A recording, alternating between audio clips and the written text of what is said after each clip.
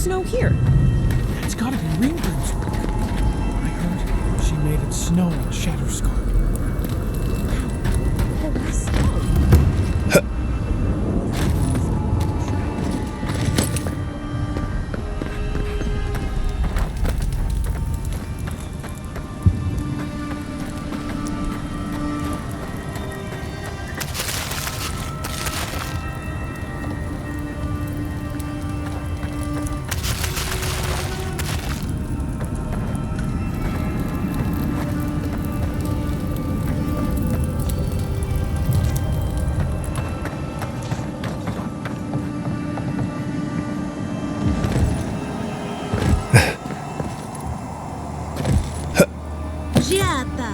Where have you been? Where haven't I been? I journeyed to the heart of the living lands, where time held its breath, and dreams had more substance than reality. May I see it? Not if you value your life. The fighting has...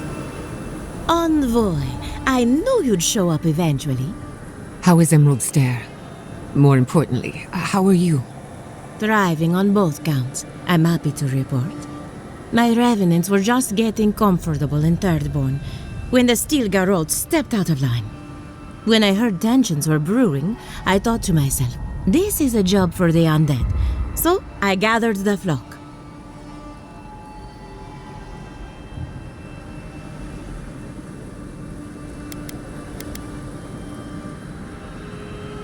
Likewise. I'll keep them on a tight leash, just in case the Steel Garrote breach our defenses. Better to have them and not need them. Oh, and I've been meaning to thank you. Whatever you did in the garden seems to have worked. Emerald Stair is healing, believe it or not.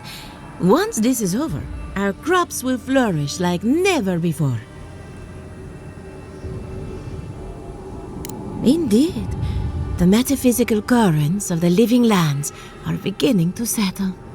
Best of luck out there. And don't worry about a thing. My flock will keep us safe and secure. Thank you, Alia. My compliments to the flock, as always. We know you. Did you help us? We must have seen you in a dream. Fidelio sang for us. We must help him.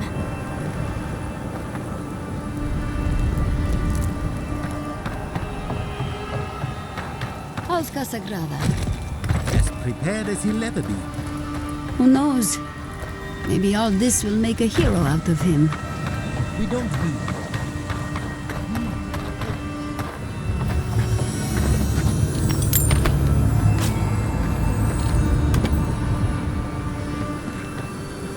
If you're wounded, find a place to lie down. Someone will get to you before you bleed out.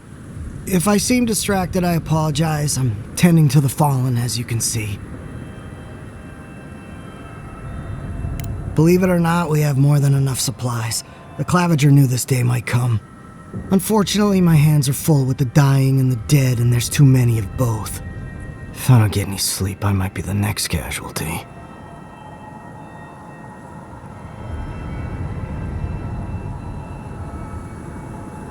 I suppose I've earned a couple of winks.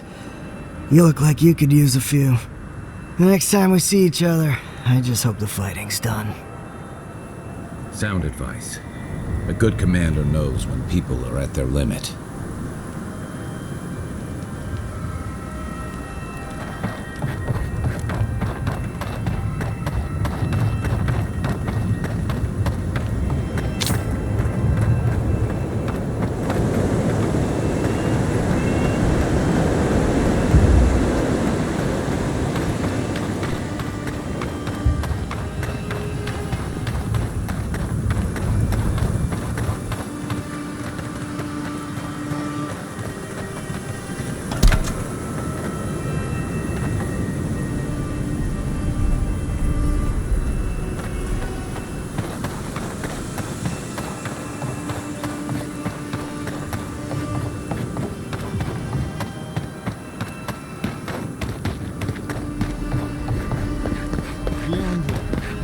You? I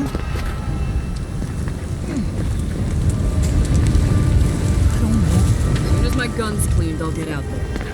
What's the jam on the battlefield? Envoy, how good to see you here as we stand together at the brink of this historic event. I don't know if thank you is precisely what I want to say, but I am grateful to you for bringing Dolna's theft to light. Paradise burns from the torches of the Steel Garrote. The people of the Living Lands stand ready to defend their home. Yes, what happens in Paradise now will decide the fate of the Parkrunen after all. What's the plan if Paradise falls? We will find a way to persevere. We Parkrunen have a gift for surviving inhospitable conditions, and always have. Whatever the outcome of the upcoming battle, do not forget us. I fear that more than our deaths. If Adir and the Steel Garrote have their way, they'll strip the history books of any mention of our culture and our ways. Future generations will only ever know us as an appendage of the Empire. I hope it doesn't come to that.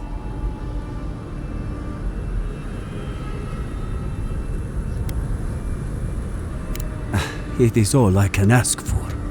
That's as much as I'll say. You have a role in deciding what happens next. Do the right thing, Envoy. Let history remember you for the correct reasons.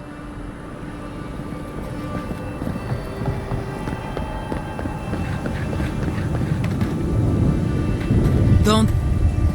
Envoy, how did you... I don't know. It's great to see you again, but where the fuck did you come from? You just appeared out of nowhere.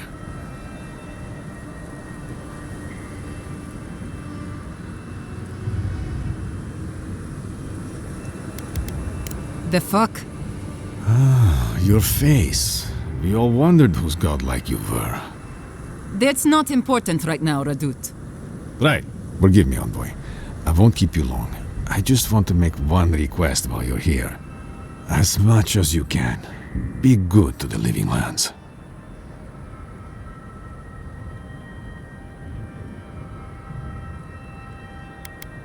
Don't let Adir fuck us over, is what he means. More or less. I'd just like for us to live lives that are free, for us, not Adir to determine our fates. It's going to be up to you, Envoy. I know you have much to do, so I'll just leave you with that. Thank you. Show the Steel Garrote who built the Living Lands. Trust your comrades, and you will lead each other to victory.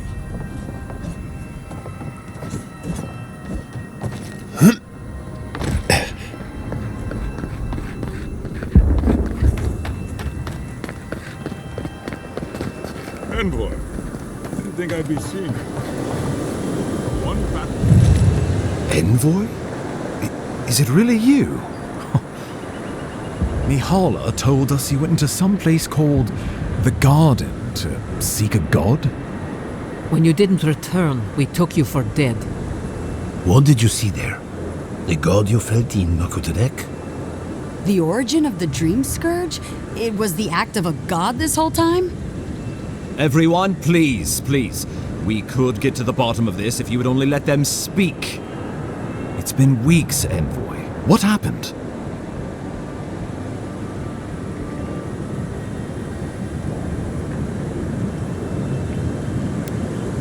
Finally, a ray of sunlight shines through the storm cloud. I will not grovel at the envoy's feet for solving a plague I am not convinced was real.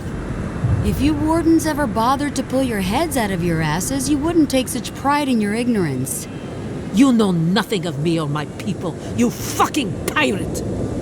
Warden Commander, look around you. Is this really the time? We believe the Dream Scourge was a malady of the soul. How did you put an end to it, Envoy?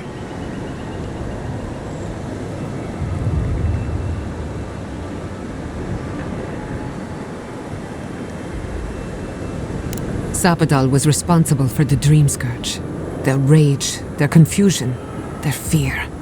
But the plague isn't over. Dream Thralls still litter Shatterscarp. There won't be any new infections. We've put a stop to that for good. Unfortunately, there's little we can do for those already in the grip of the Dream Scourge. We can give them comfort, nothing more. This will be a process. The Dream Scourge was never going to simply go away overnight. I suppose it stands to reason. I found that a quick fix is often anything but. What of this god, then? What does it mean that you freed them?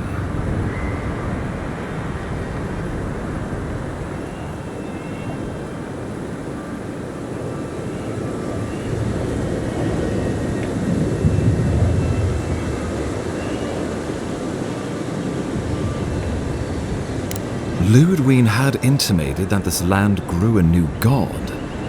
But how can that be? Giada and I have some theories about the nature of the Adra in the living lands. I'd say we're past the point of theorizing. If the Adra here is a closed system, like a terrarium for our souls, then a gradual accumulation of essence could coalesce into a being in the beyond. Much like the formation of gemstones. All it takes is time and the right application of pressure. Wodka no doubt saw Sapadal as a threat to her authority.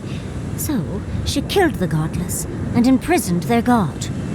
I assume it is this god we have to thank for the roots tearing apart Paradis? They erupted from the earth the moment those bastards stood up their first siege tower. Naku Tedek was riven with those things, not to mention what they did to the land. We saw similar destruction at Nakukubel.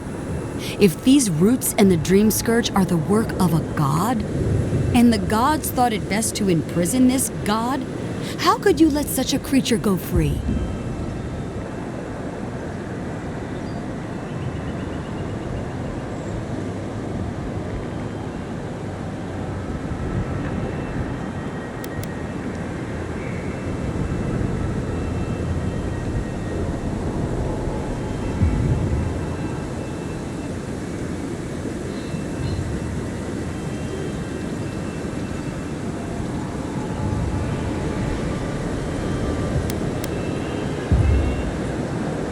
Let's hope they don't decide to further amend themselves by coming for our heads. It was Adir's arrival that disturbed Sapadal. We'll have nothing to fear from this god once we expel you from our lands. Sapadal's power ravaged my people. I don't know that I can ever trust it. Keeping watch over Sapadal was a sacred task Nandru gave us when he left. For that reason alone, my wardens owe them their allegiance. Well, whatever happens, I suppose we can't put the godling back in the bottle now. But come, we have more pressing matters to attend to. The Steel Garrote have attacked Paradis. Inquisitor Ludwig has already joined the battle. She must have traveled like the wind to get here so fast.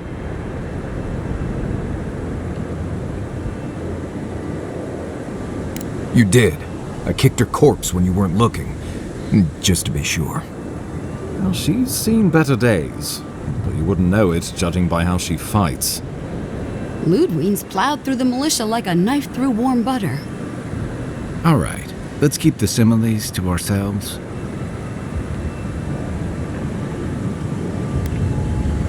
Regrettably, she's not in the business of making exceptions for people she deems oathbreaker. So long as her passion for Wodka lives, so too will her spirit. Then we destroy her faith, and the rest of her will follow. I have a theory about this. Let's talk at camp if you want to hear it. But I think we can kill her. Oh, good. That'll be easy. It is not, I think, impossible. Well, you might not believe me, but I didn't want any of this to happen. It was Ludwig who called for the attack. I didn't hear an answer, Ambassador. She and her Steel Garrote laid siege to the city shortly after you beat her to the garden. We've had no news from inside for several days. From what we can observe, southern Paradis is in pieces, and the remaining militia batters at the gates to no avail. Is there nothing our people can do? Given the state of our supply routes after the Dream Scourge, and the Steel Garot's destruction, we expect the people trapped inside will run short of fresh food and clean water in a matter of days. We brought as many Hale and Abel from Thirdborn as would come. But after the Dream Scourge and our losses from Nakukubel, we could spare so few. I worry it won't be enough. Likewise, my wardens are still reeling from effects of the eruption. The keep was saved, but there is much to repair, particularly if we are to endure a siege. Most of my men remain at the keep. I can't risk them against the Steel Garot for the sake of Paradis, not when we are so few. Well, it's been a point of debate. We can't agree on how to stand against the Steel Garot, nor who should lead the effort. Nobody wants to risk their people at the front. So you let the Paradis militia go it alone? Even if our meager forces should make it inside, the siege won't end until Ludwig does. And none of you know how to kill her. Precisely. The lawful settlement of a new Adirian colony, supposedly. Or the establishment of a Wodican state. She could win with a godlike in her ranks. Your presence would serve as a powerful endorsement. Somewhere inside that hollow head of hers, I believe she always hoped she'd turn you to her side. Remember, she has an obligation to Wodica, a solemn oath. And neither the Steel Garot nor the queen that was look kindly upon oathbreakers. Because a victory here would discourage resistance elsewhere. The better question is, why didn't you stop her? Excuse me? She's a 7-foot-tall skeleton powered by her devotion to the goddess of retribution. This isn't my fault. Sure. Just blame the dead woman. Very mature. Who else should I blame exactly? Our envoy, perhaps? For not stopping Ludwig in the tusks? You could start with blaming your own incompetence.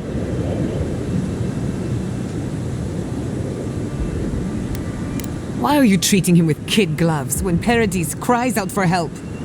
Enough. I've heard your concerns. We cannot change it now. The Inquisitor was so convinced the Living Lands would unite against Adir that she's nearly made it true. One people, one law, one true God. That's Ludwig's vision for the Living Lands.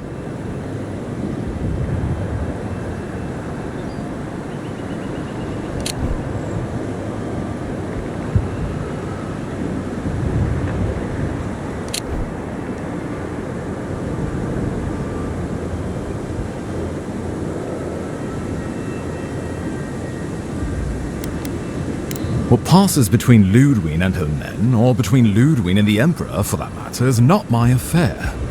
But if I had to guess, this was the alternative. Your empire is doing what it does best. Stamping out dissent until surrender is the only option. Your republics are hardly any different.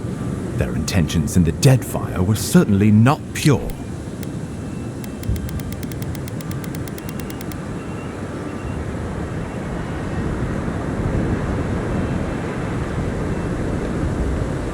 As you say, we left the republics for a reason.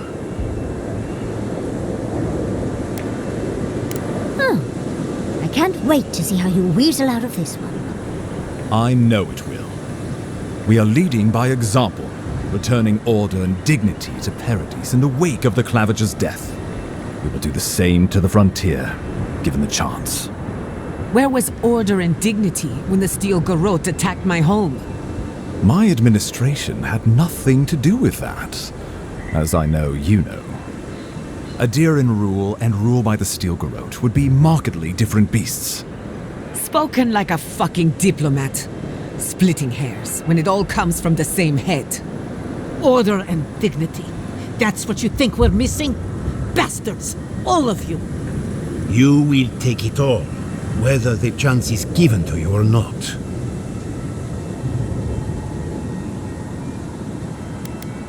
The Inquisitor answers only to Wodica.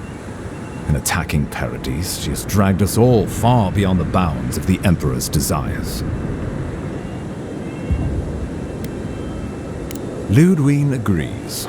Our success would model the order and dignity of the Steel Garrote, for whatever that's worth. You can say what you want, but you're still trying to subjugate us. Careful, Envoy. Adir may still have a part to play, but don't let loyalty blind you. Oh, are we all supposed to spout patriotic Sokka now, or just these two? I've answered your questions. Now I would like you, all of you, to answer mine. Ludwig has sent a message to the Emperor informing him of her attack. He will send advisors and reinforcements swiftly in response. What will his representatives find when they arrive? A new colony? A budding grave room?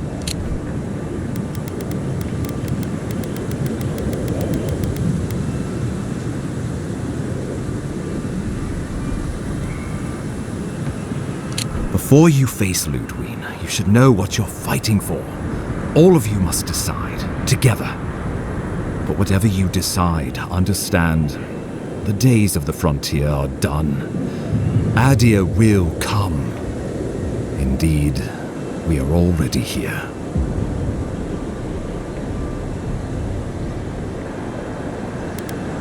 The Living Lands would retain its own laws under a grave appointed by the Emperor.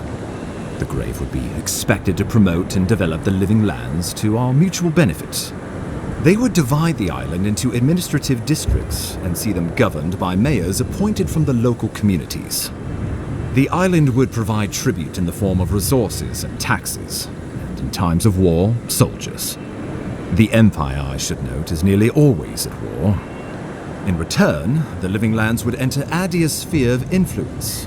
Should outside nations attempt to invade, we would come to the Grave Room's aid.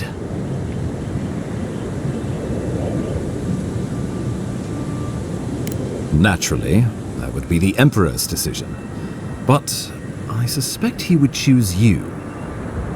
Only the strong survive the frontier. I used to believe that was Ludwig. But you were born to rule here. Quite literally.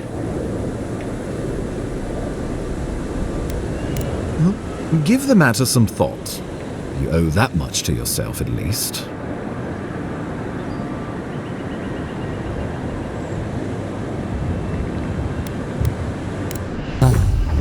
Pernicious. Cut the rot, yet the disease remains. Safety among spiders. A web gleaming with dew. They weave, they wait. We give up our fighters and the wealth of our lands, and get promises in return. But we have wealth enough to give some away, if it means my wardens may return to their vigil in peace. A grave room could work, so long as trade keeps moving through the Scarp and you're willing to serve as our go-between envoy. And we'll have cannons enough to deter the adherents from trying anything stupid. With the Dream Scourge ended, my people can soon return to Fior. If a renewed animancy could easily feed the island, I suppose we could send Adir what's left. But when lean times come, who will we feed first? Ourselves or the Empire? Tribute, he says. Taxes. Soldiers. The Empire has tried it all before. Look to the Eastern Reach if you don't believe me. They want to bleed us dry, to fill their coffers and fight their wars, to break us like wild animals. But I will not bend. It's still a gamble, but I think it's the safest bet. We get the benefits of Imperial trade and protection without losing all of what makes this place special. There's no way of knowing what it would mean in another generation or two. But right now, it gives us the security and stability to recover. We were fine before Adir showed up, and we'll be fine when they're gone. Trust the lands and her people, Envoy. If we give Adir power over us, we can't be surprised if they decide to flex it later. Of course.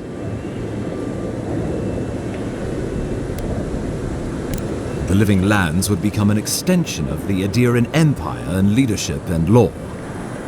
Soldiers bearing the flag of Adir would be garrisoned in every town. They would be paid in Adiran shelling and speak only the Adiran language. Their roads would be smooth Adiran roads. Their medicine would be hygienic Adiran medicine. And their weapons would be efficient Adiran weapons. Our customs would become their customs. Our strengths would become their strengths. Our emperor would become their emperor. Turned toward a common purpose. No one, not Rauatai, not the Valian republics, not even a rogue god, would dare attack the Living Lands.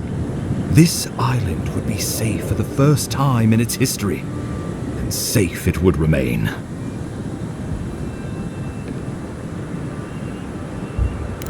The traditions of Solus are what give my wardens their strength. Without them, we would buckle under the weight of the tusks. I would sooner walk my people into the acid sea than trust an Adiran to hold me up. What need does Thirdborn have for the protections of Adiran soldiers? We have cannons, cliffs, and wills forged in the storms of Rauatai. And should Rauatai come for us, we will rain hellfire down on their heads. Your Adirans could do no better. Under Adiran rule, your countrymen would strip my people of everything that makes them unique, all in the name of spiritual hygiene. I cannot betray them like that.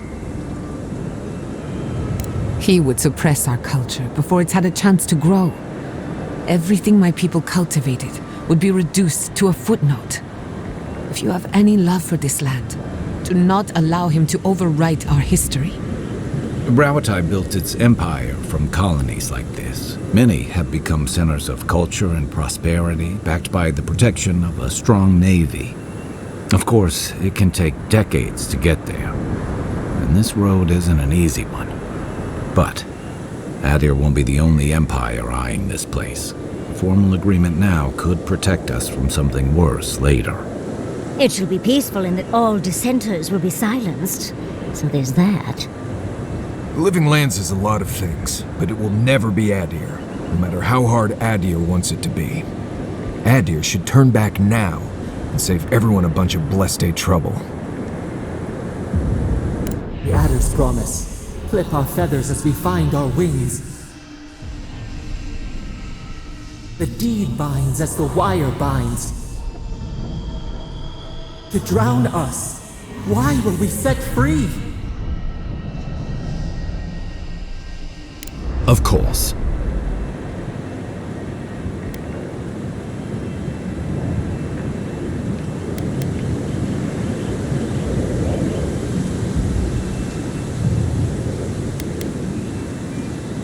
Oh, Envoy, no. Do not suggest that lightly. Think of the Emperor. There would be reprisals. Ones which this conclave could not survive, fractured as you are. Not unless you came together and formed a nation of your own. It would be difficult. No, impossible. I'm certain you would fail. Think of your people, all of you. Think of the lives at stake. Though I'm hardly eager to work with any of you, I like the idea of twisting beneath Adir's boot heel even less. So long as the Wardens can continue our vigil, I'm open to uniting if you are. It's a nice idea, but consider the costs. If we walk away from a relationship with Adir, we're leaving a lot of trade on the table. But the people of Thirdborn have friends in the world. I'm sure we'd find our way through. With the Envoy's support, we'd have a god in our pocket. What could the Empire do to stop us? When my people return to Fjord, we could create such miracles of animancy, the Living Lands would become the breadbasket of the world. We deserve our autonomy, even if we must fight for it. Anything less would be surrender. Fleeing someone else's laws and authority is one thing, setting up your own is another. We're an island of misfits and dissidents. We'll still have to surrender some of our autonomy, and we won't agree on what that means overnight. We'll be vulnerable, Without allies, other powers will see us as ripe for the picking. Know that this is a hard road to walk. We were fine before Adir came. We'll be fine when they're gone. I think we ran things perfectly fine before your kin got here. Rest into bounty. Does the winter frost dissuade the seeds? Many fruits on our boughs. We graft many leaves into strength. Well, let's not twiddle our thumbs while Paradis burns.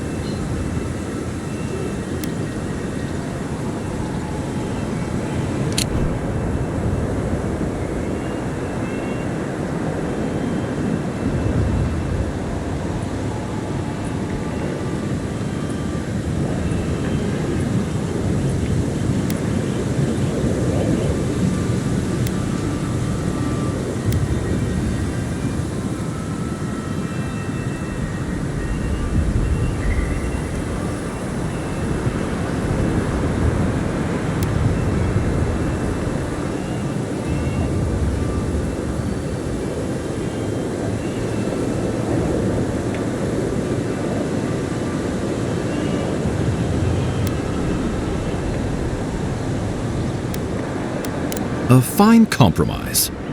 So long as my wardens are left in peace, we will endure a grave rum. To brisk trade. A docile Shatterscarp and a grave rum. A grave rum, then, if we must. And God's willing, Fjord will feed the world. I do not trust your empire to show restraint in its control of the living lands. Gods help us. We can worry about the future when it comes. This at least gives us the backing to survive and rebuild. Right. Might as well go ahead and start designing those rebel flags sooner rather than later. Good. We'll have perhaps a whole week of peace before the yoke starts chafing. I will do my level best to convince the Emperor to accept a grave room. That leaves the matter of Ludwine and the Steel Garrote. She will never surrender, Envoy.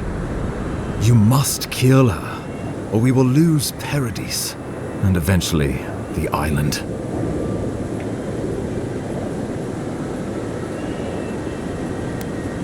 Whatever happens to the living lands, at least I can kill Ludwine. I'll take that over nothing. She better say her goodbyes while she can. I'm proud to fight at your side, Envoy. One last time. Let's get to work then. We've got a walking corpse to bury. The Paradis militia will be at your back. Give her no quarter. The future waits for you. Thank you for deserving it.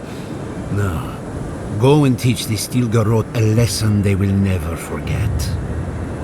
Show them that the living lands will not be broken across Vodka's knee. We will send reinforcements to help you reclaim the Eastern Gate. From there, work your way to the main plaza.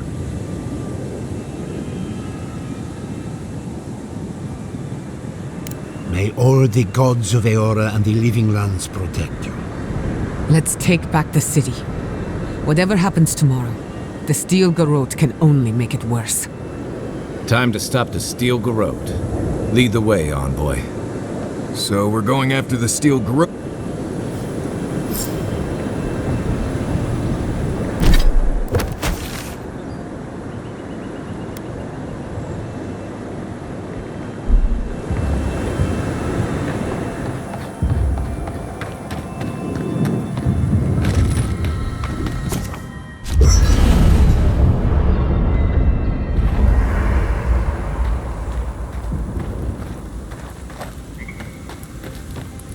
Can't sleep? Neither can I. We're going into battle for the soul of the living lands, rallying under the banners of the Paradise Militia. Your Emperor will not be pleased.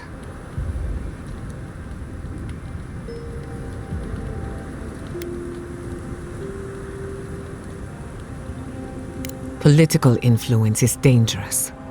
If you aren't careful, it can turn against you. When a godlike fights in battle, people take note of which side. The Adirans will doubt your loyalty. The locals will doubt your commitment. You may even doubt yourself. This is the first time you were told to pick a side. And I fear it won't be the last.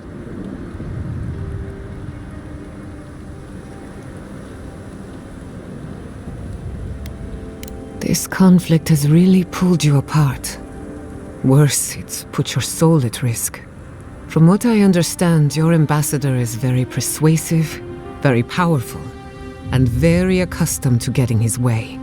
For a politician like him, losing a battle is not a defeat. It's an opportunity. When he promises you the world, don't listen. He'll fill your head with lies if you let him. I'm glad we understand. Time for... If I must. We should take a moment. You liberated the god of the living land. That's quite... I admire your confidence. If not for you, Sapadal would still be pacing their cage like a wild animal. Which means you have leverage over a god. How do you plan on using it?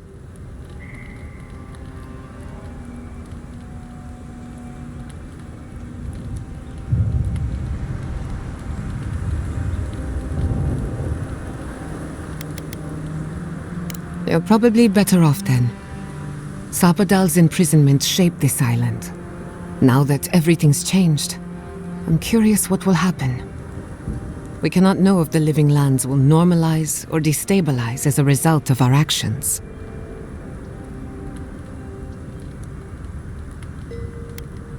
For better or worse, change is inevitable. Maybe you'll find some comfort in prayer. Now that I hope you don't mind me bringing it. Just be careful with... I want you to know this... And you too. You should get some... Well, I'm just fine. More or less. I've been in a lot of dangerous situations, but it's always been a fight to survive. It's just a fight. Putting my life on the line for someone else's cause. It's the opposite of survival. It's foolishness.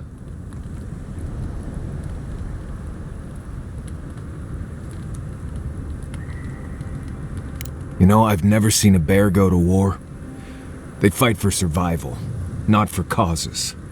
We're about to go out there and risk our lives for what? A concept of how things ought to be? We might die, all to determine who sleeps in the nicest house in Paradise until the island decides it's time for a change. It's fine. Really. but it's some blessed day Sokka when you think about it. Right. Careful you don't get stuck in all that sap. I'll be alright, Envoy. You go get some blessed day rest.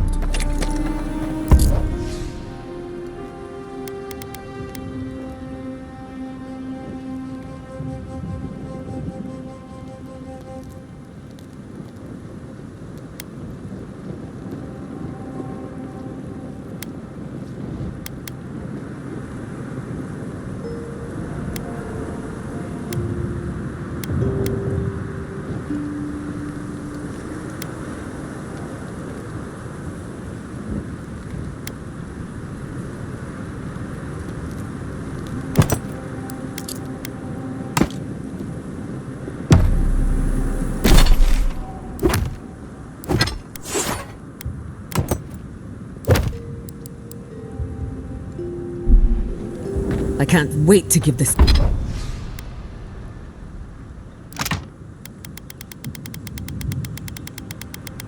Steel Garrote.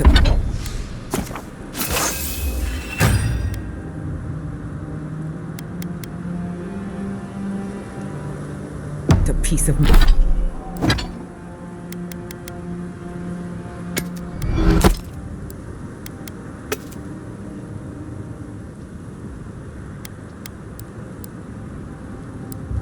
of my mind.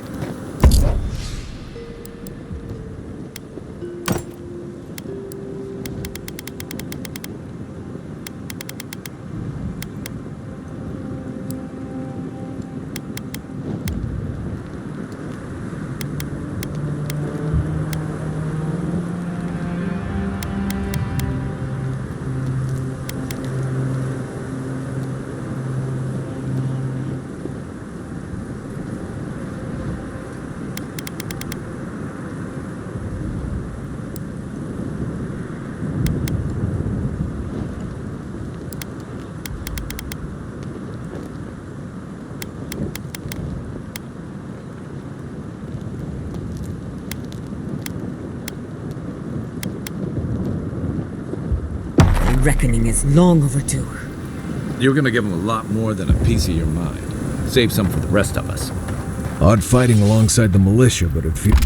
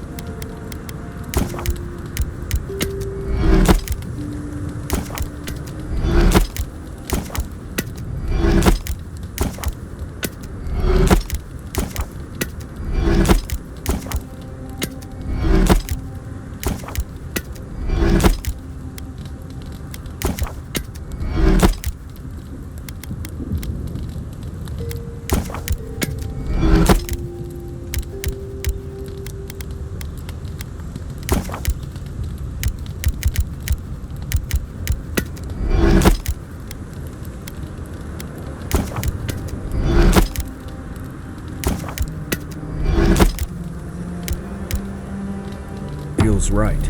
Like we're fighting for the survival of the lands. How many times?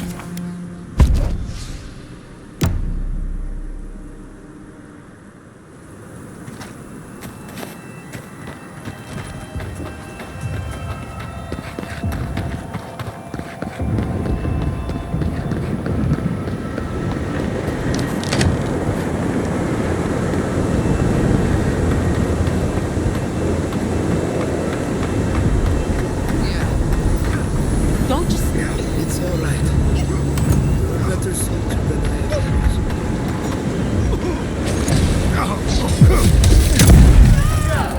Oh, no, you don't! I think I sprained my shoulder.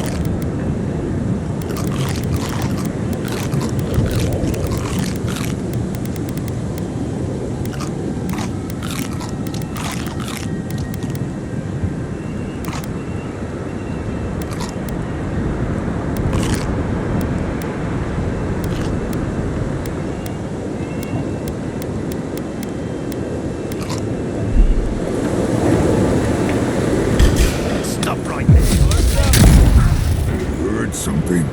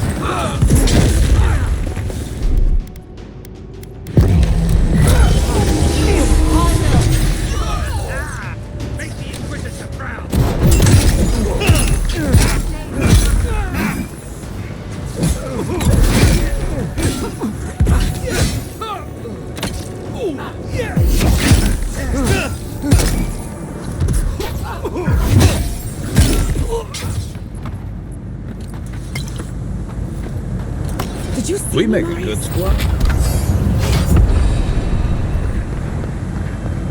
We shall tear your enemies apart.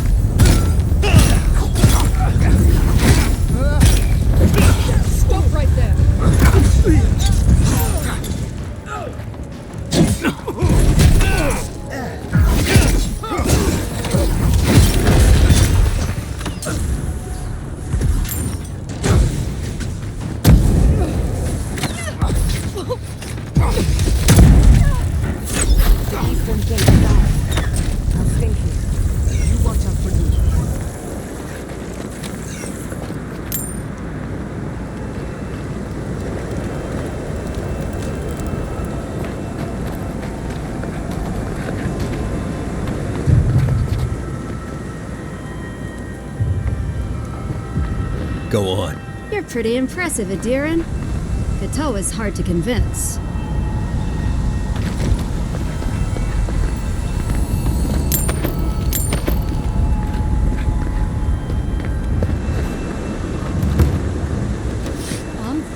What are you doing?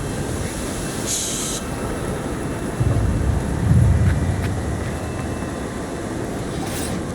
I thought you left town weeks ago.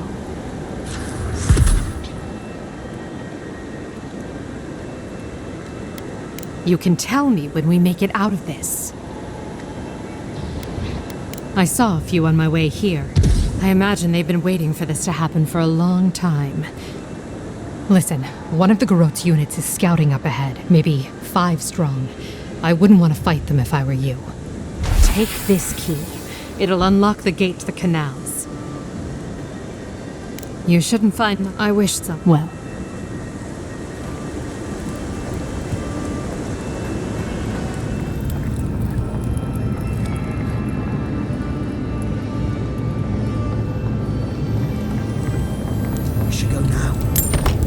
Died down. Can you not hear the screaming outside? She's right. We can't go now. Ah, they want to die. Then when? Should we wait? There are people trapped under the rubble. Envoy! I doubted I'd ever see you again. I imagine I could guess what brings you back to Paradise. I must thank you once again for bringing me the Luminous Adra so long ago. Oh, it was wonderful. It was a complete failure, of course. But from that failure, I learned much. With some creative exploration, I was able to refine the Adra into a poultice that heals wounds at a fantastic rate. Yes, one almost has the inkling that danger lurks around the corner. I know you have much to do in town.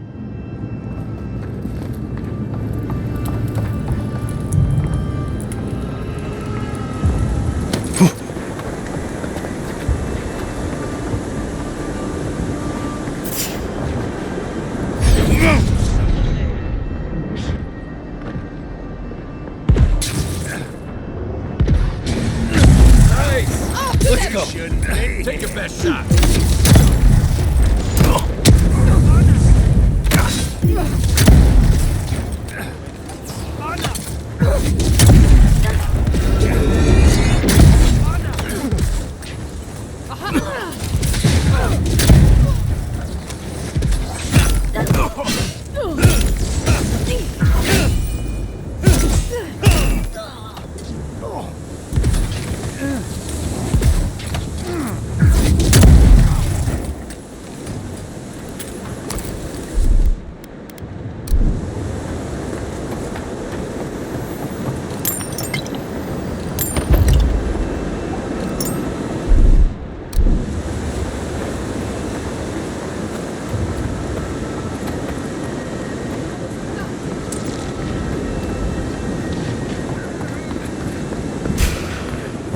Watch yourselves.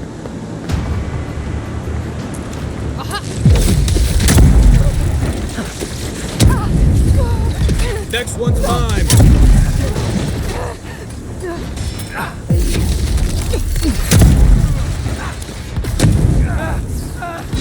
Stop right.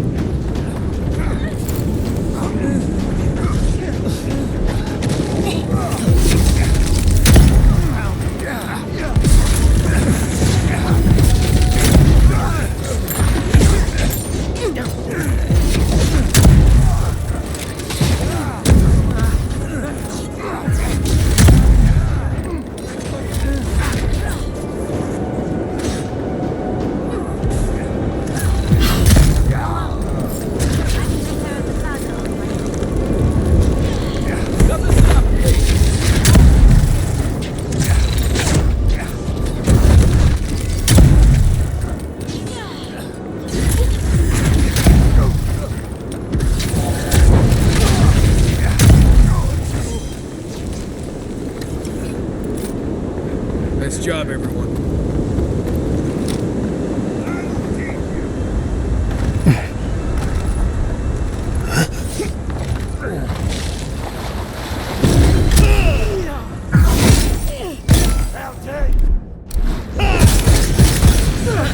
Nice shot.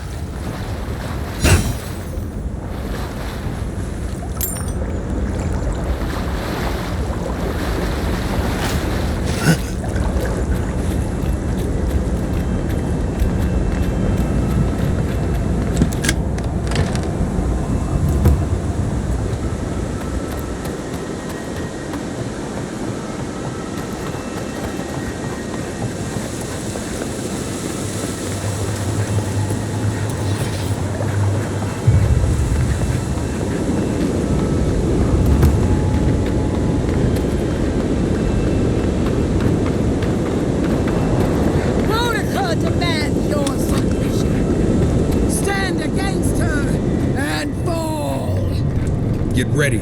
Skeleton lady's up ahead. Lead on. I'm with you to the end. This is it, Envoy. The only part that matters.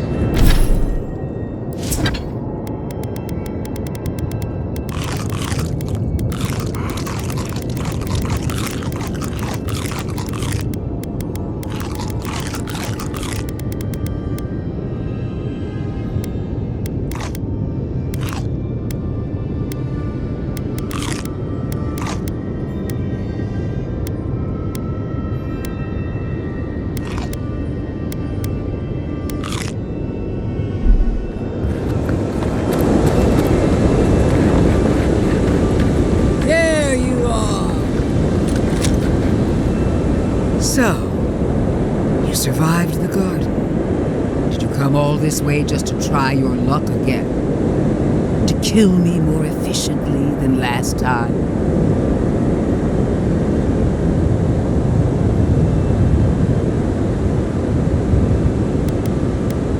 Our conflict was foretold the moment you were born. You can know more of them. Oh gods, I came here for a fight. Look around, Envoy. Heelguard should have listened. He failed. Order. Her order wields sharp steel. She must set down her blade.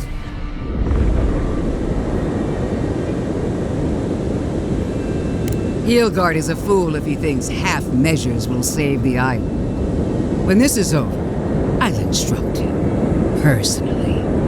As for you, Sapodal's chains are broken, which means your soul is in their grasp. I don't know how deeply you've been compromised, Envoy. And if I don't know, then I cannot suffer you to live. Do not patronize me. I have every right to put down a threat to the Empire. Steel yourself, Envoy. Make this a fight to remember, even in death. We would not welcome her death.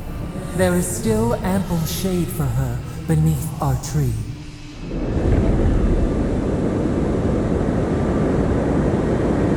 You really believe you can kill me as... Famous last words. Let's finish this. Together. Once I'm done killing you, your god of... We are every seed in the soil. We will always grow. Fully prepared. No port.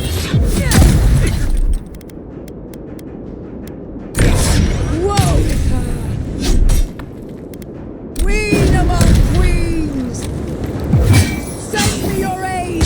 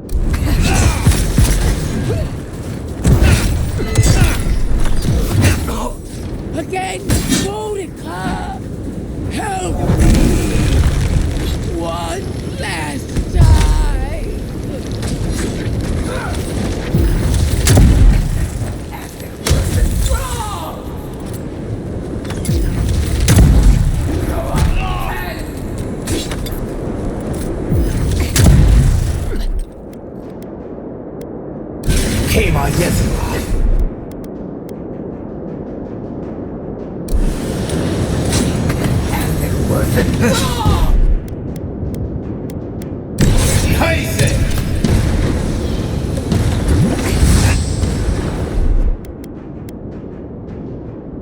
Israel!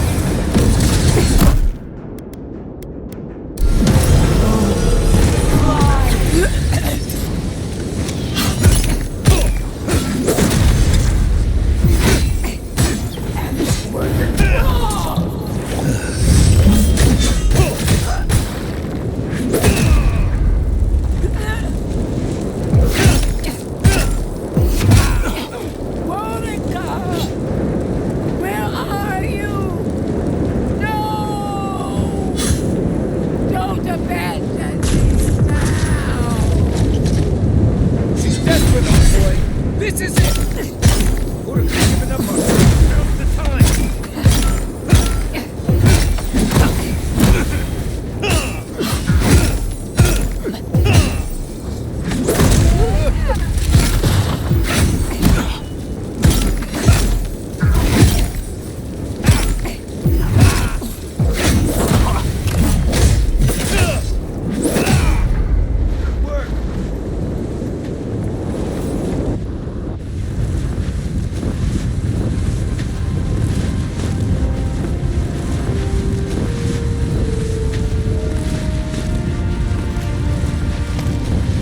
Wherever Ludwine is now, she must be seething.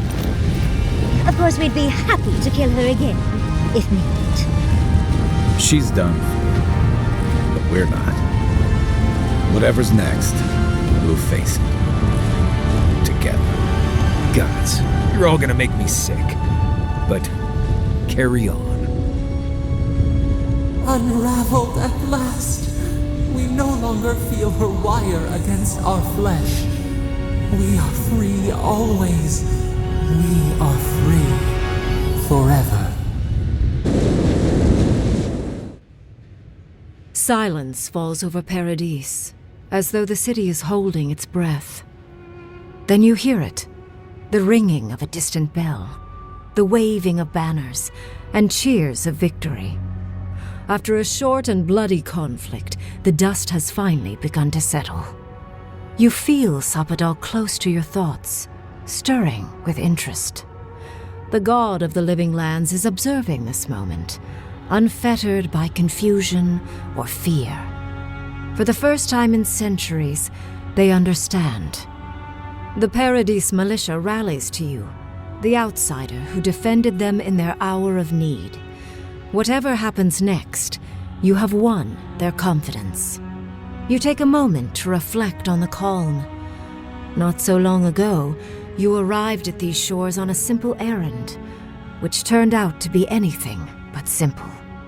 The Dream Scourge is over, and the island has been cleansed of plague. A time of healing and mourning follows.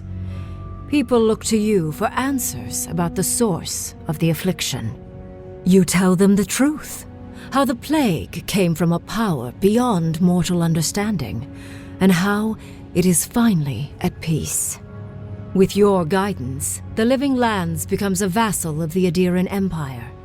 In exchange for their taxes and soldiers, the free settlements are protected from future attacks.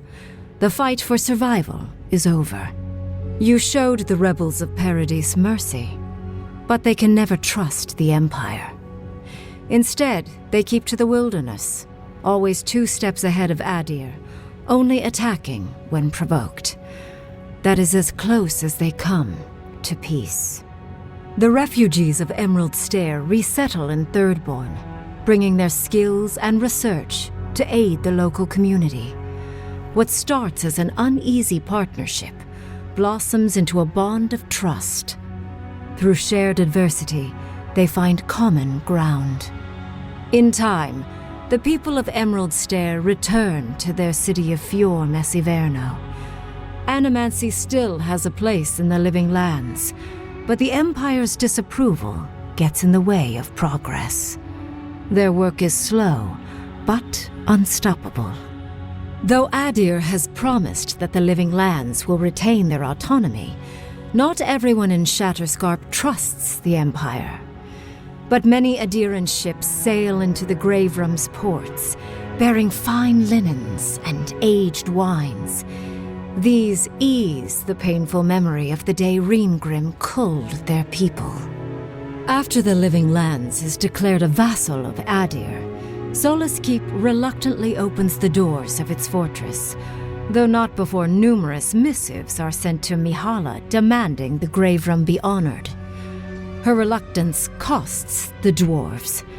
The Pargrunen are never favored in trade negotiations, and are the last to be supplied by Adiran caravans. But the Wardens have rounder bellies than anyone can remember. For the first time in many years, Kai feels an agreeable restlessness. Not to flee, not to drift, but to venture.